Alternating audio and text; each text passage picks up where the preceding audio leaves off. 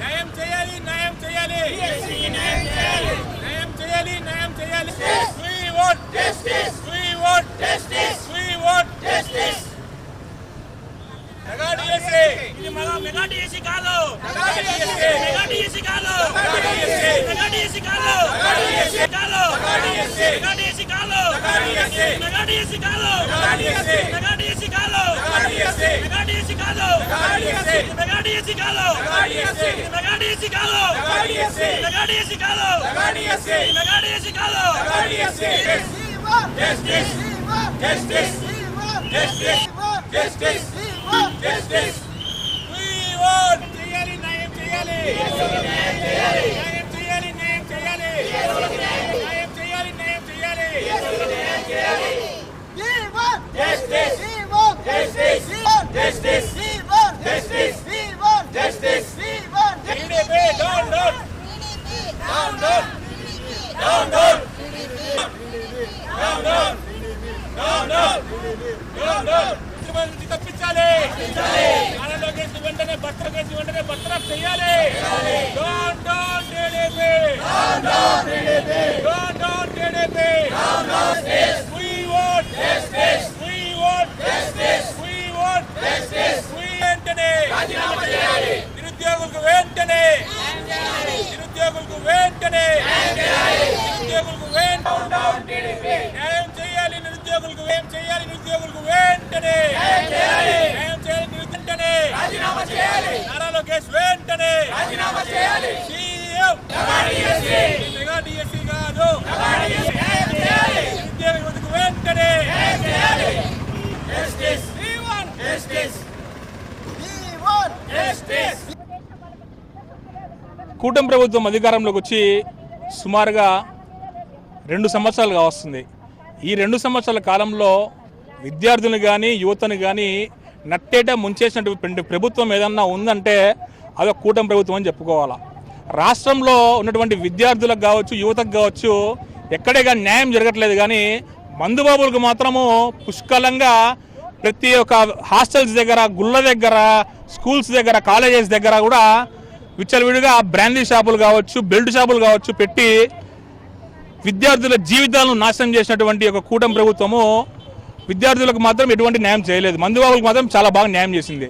మనం చూసుకుంటే ఎన్నికల్లో హామీలో భాగంగా నారా లోకేష్ గారు డిఎస్సి యువతకు ఖచ్చితంగా మీకు హామీ ఇస్తున్నా 30,000 ఉద్యోగాలు ఇస్తా అని చెప్పినటువంటి నారా లోకేష్ గారు ఇప్పుడు చూసుకుంటే కేవలం 16,350 ఉద్యోగాలు రిలీజ్ చేసి దాంట్లో కూడా ఆ లోపాలన్నీ కూడా మనకు స్పష్టంగా అర్థమవుతున్నాయి. 100% డిఎస్సి పేపర్ లీక్ అయ్యింది, డిఎస్సిలో అవకతవకలు జరిగినాయి, డిఎస్సిలో ఉద్యోగాలు అమ్ముకున్నారు, 15 లక్షలకు మినిమం ఒక్కొక్క ఉద్యోగం 10 లక్షల చొప్పున డిఎస్సి విద్యార్థులు ఉద్యోగాలు అమ్ముకున్నారు.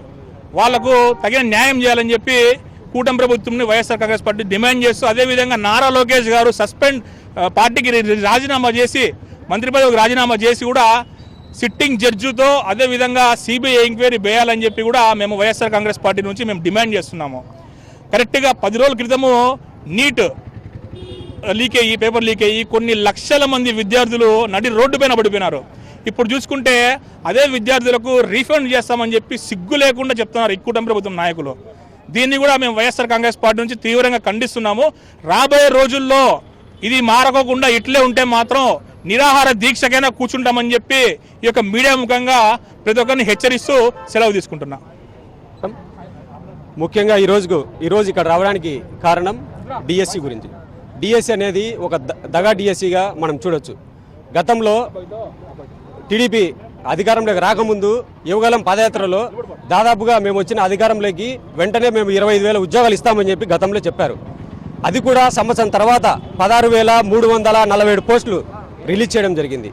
ఇందులో చాలా అవకతవకలు ఉన్నాయని చెప్పి అందరికీ మనకు తెలిసిన విషయమే. ఇందులో పి నవీన్ అనే వ్యక్తి, అవనగడ్డకి సంబంధించిన కొత్తపేట నవీన్ అనే వ్యక్తి 2nd ర్యాంకు రావడం జరిగింది. అందులో టీజీటీ ట్రైన్డ్ గ్రాడ్యుయేట్ టీచర్గా అందులో కూడా అతనికి 7th ర్యాంక్ రావడం జరిగింది.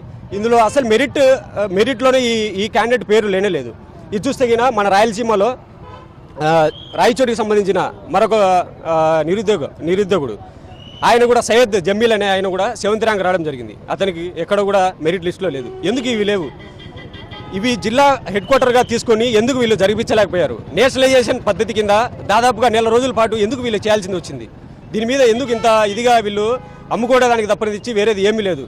తక్షణమే విద్యాశాఖ మంత్రి ఎవరైతే ఉన్నారో వాళ్ళు రాజీనామా చేసి వీళ్ళందరికీ సమాధానం చెప్పే బాధ్యత ఆయన మీద ఉంది.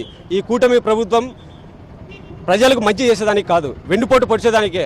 ప్రజలకైతే వెన్నుపోటు పరచడం, రైతులకు వెన్నుపోటు పరచడం, విద్యార్థులకు, యువతకు ఎవరికి కావాలంటే వాళ్ళకి అందరికి వెన్నుపోటే తప్పనిచ్చి వీళ్ళ వల్ల ఏమీ ఉపయోగం ఉండబోదు.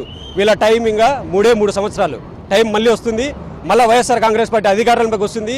ఇదే వైఎస్ఆర్ కాంగ్రెస్ పార్టీ గతంలో 1,00,000 ఉద్యోగాలు ఒకటే రోజు రిలీజ్ చేయడం జరిగింది. వీళ్ళు ఎందుకు పెట్టలేకపోయారు?